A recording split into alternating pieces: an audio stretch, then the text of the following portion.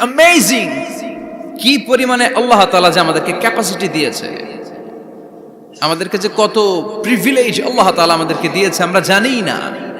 আমরা আমাদের দেহে কত শক্তি সম্ভাবনা নিয়ে যে ঘুরে বেড়াই আমরা অনুধাবন করি না। এজন্য সময়গুলোর কাজে লাগাও। কিন্তু আফসোসের সাথে লক্ষ্য করা যাচ্ছে যুবকদের চরিত্রকে ধ্বংস করে দেওয়ার জন্য যে কয়েকটা হাতিয়ার আছে সবগুলো বাংলাদেশে আছে না নাই? ইয়াবা আছে না নাই? ফেন্সিডিল আছে না নাই?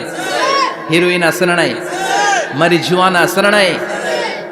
এই ফেন্সিডিল ইয়াবা আগে শুনতাম ইউনিভার্সিটির ছেলেরা খাইতো, এরপরে নাইমা আসলো কলেজে, এরপরে হাই স্কুলে, এখন প্রাইমারি ছেলেদের হাতেও ইয়াবা ঢুকছে। চিল্লা এখন ঠিক কি না?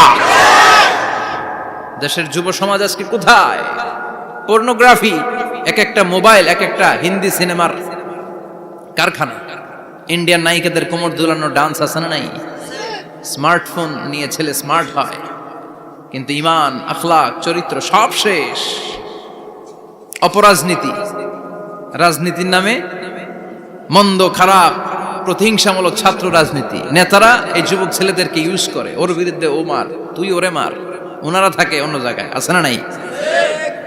এভাবে আমাদের দেশের ছেলেদের চরিত্র, তাদের সম্ভাবনাকে আমরা নষ্ট করে দিচ্ছি। যুবক ভাইয়েরা, in the day of judgement, কিয়ামতের কঠিন ময়দানে আল্লাহ তাআলা 7 শ্রেণীর ব্যক্তিকে তার আরশের নিচে ছায়া দিবেন।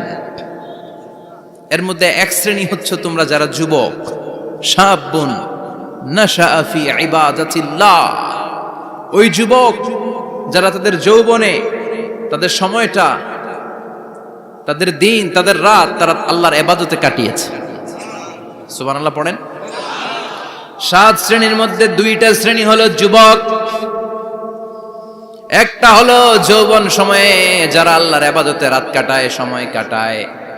আর দ্বিতীয় ওই যুবক যে যুবককে কোনো নারী অন্যায় কাজের, অন্যায় প্রেম করার পরকীয়ার অফার দেয়, ওই অফারকে ক্যান্সেল করে ওই যুবক বলে ইন্নী আখাফুল্লাহ, আমি এই পরকীয়ার দিকে যেতে পারি না, কারণ আমার অন্তরে ভয় আছে একজনের, তিনি কে?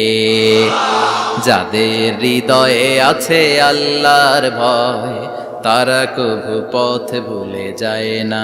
আল্লাহর প্রেম ছাড়া এই দুনিয়ায় কারো কাছে কোনো কিছু চায় না, ঠিক কি না? রাতের আধারে যারা সেজদাতে রয়, দু চোখের শ্রুতে নদী যেন বয়। আল্লাহু আকবার। তো তাহাজ্জুদ পড়বে কখন? ফজরই তো পড়তে পারে না, আছে না নাই? রাতের আধারে যারা সেজদাতে রয়, দু চোখের শ্রুতে নদী যেন বয়।